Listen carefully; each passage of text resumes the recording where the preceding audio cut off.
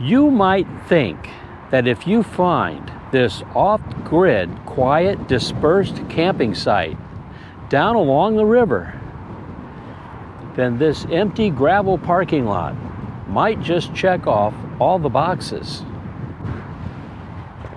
But you'd be wrong.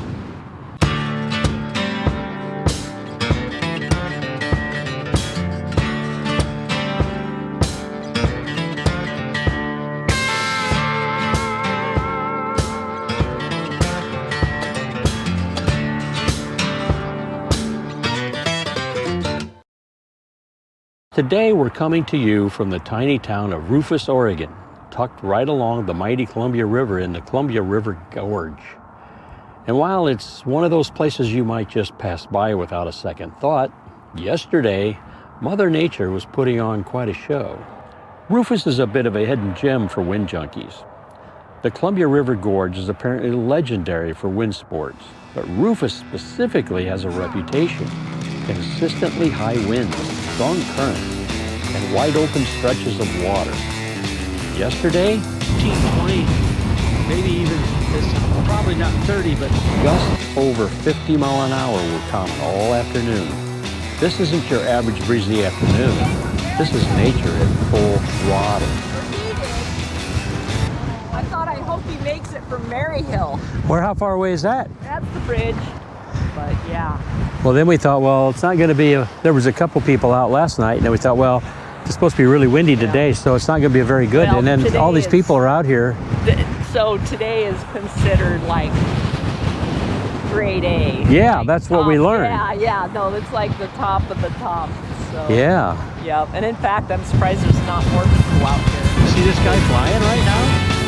He's coming down, but these guys are doing this for hours. So these things like this guy has here, what are those called? Yeah, so that's my husband. That's a wing. Oh, that's your husband, yeah, okay. That's a wing foil, whereas that's just a normal windsurfer. Okay. It just has a normal short fin.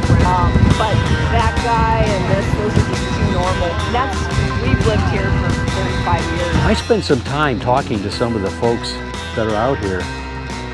One family right next to me, they moved here 30 years ago from Colorado, just for the wind. And that's what everyone did for probably the last 30 years, and then this sport really caught on. So the last couple. Watching those riders is something else.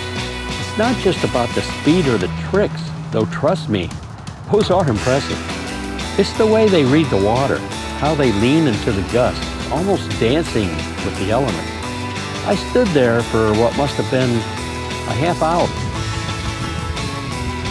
So if you're ever driving down I-84 and you see whitecaps exploding off the Columbia, do yourself a favor and pull over and roof it. Let the wind hit your face.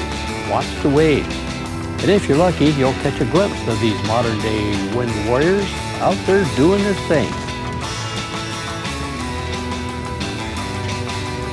Thanks for coming along with me for this windy, wild slice of the Pacific Northwest. And don't forget to like, subscribe, and drop a comment if you've ever tried windsurfing or kiteboarding, or maybe you want to. So until next time, keep chasing the wind, or at least watching it dance. Thanks for watching.